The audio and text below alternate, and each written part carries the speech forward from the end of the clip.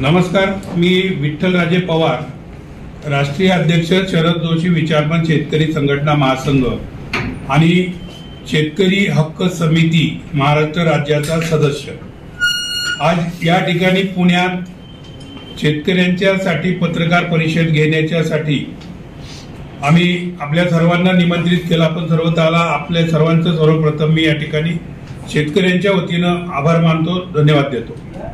आजची पत्रकार परिषद ही जवळ गेल्या 237 दिवसात माननीय लोकनेते बच्चू कडू यांच्या अध्यक्षतेखाली सुरू असलेल्या शेतकरी कर्जमुक्ती आंदोलनाच्या सोबत इतर 16-17 मागण्यांसाठी महाराष्ट्रात जवळपास 237 दिवस रायगडाच्या पायथ्याला रक्तदान करून त्या ठिकाणी 3 दिवसाचं आंदोलन करून सुरुवात केली।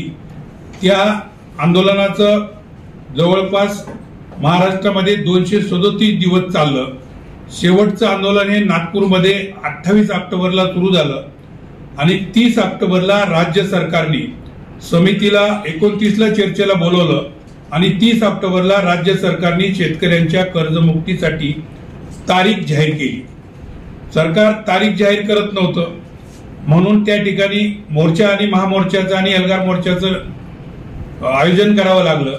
राज्यातल्या सर्व शेतकऱ्यांनी त्या ठिकाणी अभूतपूर्व प्रतिसाद दिला आणि राज्य सरकारला या आंदोलनाची दखल घ्यावी लागली आणि राज्यातल्या शेतकऱ्यांना सरसकट संपूर्ण कर्जमुक्तीचा निर्णय हा त्या ठिकाणी जाहीर करावा लागला।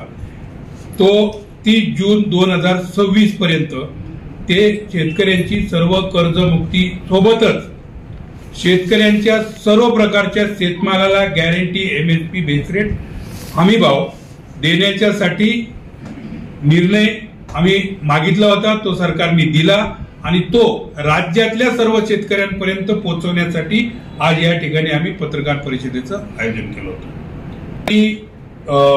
6 तारखेला सर्व समितीचा सत्कार कार्यक्रम होणार आहे आणि त्याच दिवशी राज्यात हा आदेश राज्यातल्या सर्व शेतकऱ्यांपर्यंत पोहोचवण्यासाठी संघटनेच्या आणि राज्य शेतकरी हक्क समितीच्या वतीनं शेतकरी संवाद यात्रेला सुरुवात होणार आहे। शेतकरी संवाद यात्रा राज्यामध्ये सर्व तालुका, सर्व जिल्हा, सर्व विभागात जाऊन त्या ठिकाणचे जिल्हाधिकारी, विभागीय आयुक्त, तहसीलदार आणि प्रांत या सर्वांपर्यंत हा आदेश, त्याचबरोबर पोलिसांना देखील, कारण याच्यामध्ये शेतकऱ्यांची कर्ज वसुली ही आता पूर्णपणे थांबलेली आहे।